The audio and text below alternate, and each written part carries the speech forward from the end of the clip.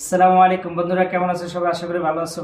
আসলে আরব দেশগুলোতে আসলে কি হয়, আরবিরা আমাদের রমজান মাসের প্রতিযোগিতার নামে তারা ইফতার করার জন্য, ঠিক আছে। তো আজকে একটা কি হলো, একটা গাড়ি আমাদের পাম্পের এখানে একটু বিশ্রাম নেওয়ার জন্য আসলো, তারপর উনি ইফতার করবে। এখন আমরা রুমে ইফতার করতেছি সবাই মিলে, আমাদের একজন আরবি ইফতার করাইতেছে কন্টিনিউ।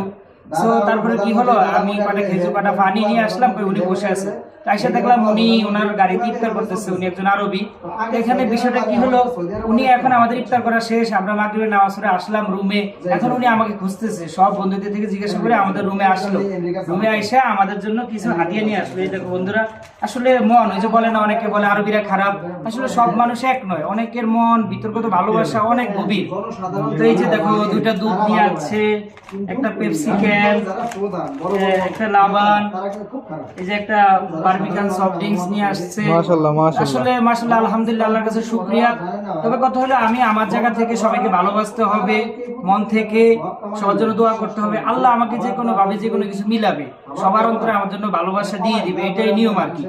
তো সর্বশেষ কথা হলো কি, আল্লাহ যাতে মুসলিম উম্মাহকে রক্ষা করে, ইহুদিদেরকে ধ্বংস করে। ইহুদি, ইসরায়েল, আমেরিকা যা করতেছে মুসলিমদের উপরে, আসলে আমরা মুসলিমরা এখন ঐক্যবদ্ধ না। এখন আমরা সংখ্যায় মুসলিম অনেক বেশি, কিন্তু আমাদের ঈমান দুর্বল।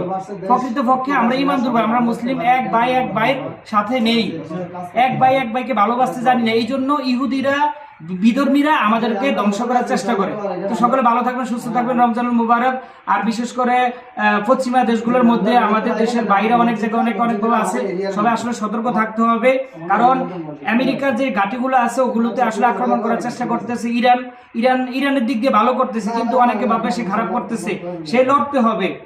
আর যদি মুসলিম দেশরা এক থাকতো, ঐক্যবদ্ধ থাকতো, তাহলে এরকম ঘটনা ঘটতো না। আমাদের প্রকৃত ইসলামিক নেতারা আজ ধ্বংস হচ্ছে, তাদেরকে ধ্বংস করছে কেন? আমাদের মধ্যে ঐক্যবদ্ধতা নাই, একতা নাই। একতাই শক্তি, একতাই বল, কিন্তু আমাদের মধ্যে ওই ইসলামের ওই নৈক্য, ওইটা যেটা থাকা উচিত, আমাদের মুহাম্মদ সাল্লাল্লাহু আলাইহি ওয়াসাল্লাম থেকেও যেভাবে ঐক্যবদ্ধ থাকা উচিত, ঐক্য শপথ দিয়েছেন, ঐক্যভাবে থাকতে বলেছেন, আসলে আমরা ওইভাবে পারি না, থাকার চেষ্টা করি না। আজ আমরা হানাহানি কাটাকাটি করতেছি, এক ভাইকে মারতেছি, এক ভাই সম্পদ আত্মসাৎ করতেছি, সব কিছু আমরা ধ্বংস করতেছি।